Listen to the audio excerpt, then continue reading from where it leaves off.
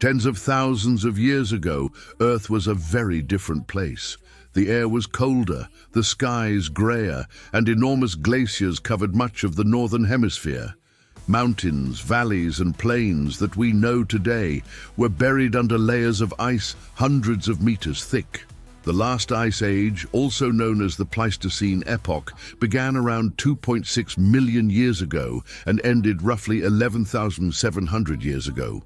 During this time, the planet went through cycles of freezing and thawing. Massive sheets of ice advanced and retreated over continents, reshaping the land and influencing every living creature. Average global temperatures were about 10 degrees Celsius colder than today. In many regions it snowed year-round. Oceans receded as water froze into glaciers, exposing land bridges such as the famous Bering Land Bridge, which once connected Asia and North America, allowing early humans and animals to migrate between continents. The landscape of ice and wind. The Earth's landscapes were harsh and unforgiving. Vast tundras stretched across Europe, North America, and Asia. Forests were scarce, and where trees existed, they were twisted and stunted by the cold. Dust storms swept across the plains, and the sound of cracking ice echoed through the valleys. In the north, towering glaciers shaped entire continents. These colossal ice sheets carved mountains, created new lakes, and altered the course of rivers. In some areas, the ice reached as far south as present-day Germany, the northern United States, and parts of China. Meanwhile, regions closer to the equator, Africa, Southern Asia, and South America, were warmer and more habitable, but still affected by the global climate shift. Rain patterns changed, deserts expanded, and many ecosystems had to adapt to survive. The giants of the ice. The Ice Age was not merely a time of freezing winds and endless snow. It was a world dominated by giants, creatures so immense and resilient that they seemed forged by the cold itself. The Earth was home to an extraordinary variety of megafauna, animals far larger than most species alive today. Every continent, except perhaps the frozen heart of Antarctica, had its own titans, perfectly adapted to survive an age where warmth was rare and danger was constant. Across the tundras and plains of Eurasia and North America, herds of enormous beasts moved slowly under grey skies.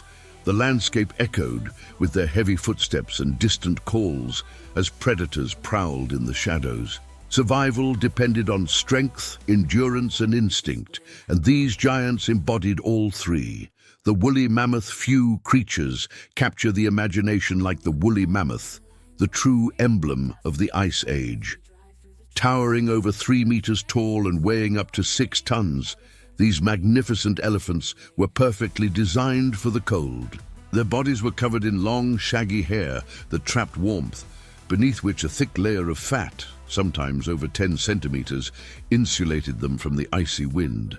Their massive curved tusks, which could reach lengths of 4 meters, were used for multiple purposes, digging through deep snow to find frozen grasses, defending against predators, and competing with other males during the mating season. Mammoths lived in large, intelligent herds led by matriarchs, much like modern elephants. They communicated through deep, rumbling calls that echoed across the tundra, low frequencies that could travel long distances through the frozen air. Despite their size, their world was fragile. As the climate warmed, the grasslands they depended on began to vanish, sealing their fate. The last known group of woolly mammoths survived on Wrangel Island, off the coast of Siberia, until around 4,000 years ago, long after the pyramids of Egypt were built. The woolly rhinoceros, sharing the mammoth's frozen home, was another formidable creature. The woolly rhinoceros, Chelodonta antiquitatis, nearly as large as its modern relatives, but covered in thick brownish fur. It was perfectly adapted to the harsh steppe. Its skin was tough, and beneath it lay a thick layer of fat for insulation. The woolly rhino's most striking feature was its massive horn, sometimes exceeding 1 meter in length. Unlike today's rhinos, its horn was flattened from side to side, a design ideal for clearing snow to uncover the frozen vegetation below. It was a peaceful grazer, but its strength made it nearly invincible to all but the fiercest predators. Cave paintings found in France and Spain depict these animals vividly, proof that early humans not only encountered them, but were deeply impressed by their power and presence. The saber-toothed cat, Smilodon. If the mammoth was the king of the Ice Age herbivores, the saber-toothed cat, or Smilodon, was the undisputed emperor of predators. Muscular, compact, and built like a living weapon, Smilodon was one of nature's most efficient hunters. Its famous canine teeth, up to 20 centimeters long, were not meant for bone crushing like modern lions, but for delivering fatal bites to the throat or belly of its prey. These enormous fangs, however, were fragile. Smilodon relied on ambush rather than long chases. It would wait silently in tall grass or behind icy rocks, leaping upon mammoths, young bison, or even giant sloths with terrifying precision. Fossil evidence from the La Brea tar pits in California shows that Smilodon often hunted in groups, working cooperatively, a rare trait among cats. They lived and died in a constant dance of survival, their bones still bearing marks of healed injuries and broken teeth, signs of a life full of brutal encounters. The cave bear among the European mountains, the cave bear, Ursus spelaeus, ruled. Larger than any modern bear, males could reach over 1,000 kilograms.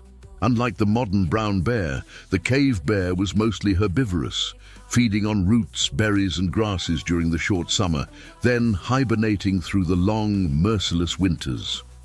Caves across Europe have been found filled with their skeletons, silent tombs that reveal how generations of bears return to the same places each year.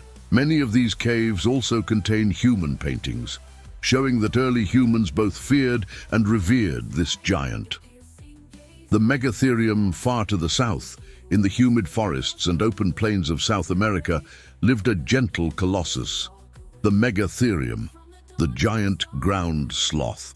Reaching lengths of up to 6 meters and weighing more than 4 tons, it was one of the largest land mammals ever to exist. Despite its massive size, Megatherium was slow and peaceful. It walked on the sides of its feet, supported by long, curved claws, which it used to pull down tree branches and strip them of leaves. When standing upright, it could reach vegetation that smaller animals could never touch. But its claws also made it formidable when threatened. Even the fierce, saber-toothed cats of South America thought twice before attacking an adult Megatherium. The mastodon. The mastodon looked similar to the woolly mammoth, but was a distinct species, shorter, stockier, and adapted to forests rather than tundra. Its tusks were straighter, and its teeth were made for chewing leaves, twigs, and branches instead of grass.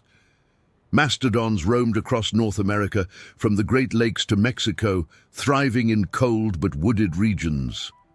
Fossils have been found preserved in tar pits and bogs, some still carrying traces of fur. They lived in small family groups, nurturing their young much like elephants today.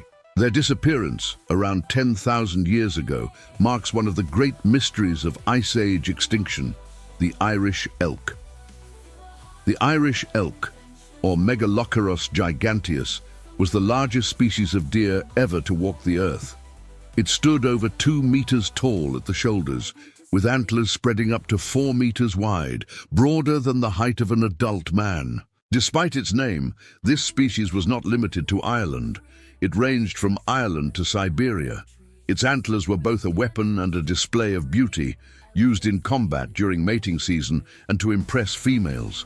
However, such magnificent antlers also demanded enormous amounts of calcium and energy, which may have contributed to the species' decline as food sources became scarce. The glyptodon. Imagine an armadillo the size of a small car. That was the glyptodon. Covered by a thick domed shell made of hundreds of bony plates, this creature was virtually a living tank. Its tail ended in a spiked club used for defense against predators like the saber-toothed cat.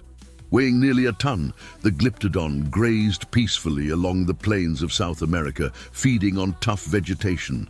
Its massive shell made it almost invulnerable, but it also made the animal slow, a dangerous disadvantage when humans began to appear with spears and fire. The dire wolf, Canis dirus, was a close relative of modern grey wolves, but far heavier and more robust. It had a stronger jaw and teeth built for crushing bone. Dire wolves hunted in large packs, coordinating attacks on prey much larger than themselves: bison, horses, and young mammoths. Fossils from North America show that they lived alongside saber-toothed cats, often competing for the same carcasses. The dire wolf's intelligence and cooperation made it one of the top predators of the Ice Age. But as the great herds vanished, so did it. The American lion. Finally, we come to the American lion, Panthera atrox, a predator even larger than the modern African lion. Standing 1.2 meters tall at the shoulder and weighing up to 400 kilograms, it was one of the largest cats to ever exist. It roamed across North America's open plains, hunting bison, camels, and horses. Unlike its African cousin, it likely lived and hunted alone or in small groups. Its bones found in the La Brea tar pits tell the story of an apex predator at the peak of its power, yet ultimately doomed by the same forces that ended the Ice Age world. Early humans in a harsh world. During the Ice Age, early humans, including Neanderthals, Homo erectus, and later Homo sapiens, had to face unimaginable challenges. Survival depended on adaptation, intelligence, and cooperation. They crafted tools from stone, bone, and wood. Fire became essential not only for warmth, but also for protection against predators. Clothing made from animal hides and furs allowed them to explore icy regions. Shelters varied from caves to tents made of mammoth bones covered with animal skins. Communities hunted in groups, chasing mammoths, bison, and reindeer. These hunts were dangerous but provided meat, fat, bones, and hides for many uses. Cave paintings from this era, found in places like Lascaux in France and Altamira in Spain, reveal how deeply connected these people were to the world around them. Their art depicted bison, mammoths, and horses, expressing reverence, fear, and admiration for the animals they depended upon. The end of the ice. Around 11,700 years ago, Earth began to warm.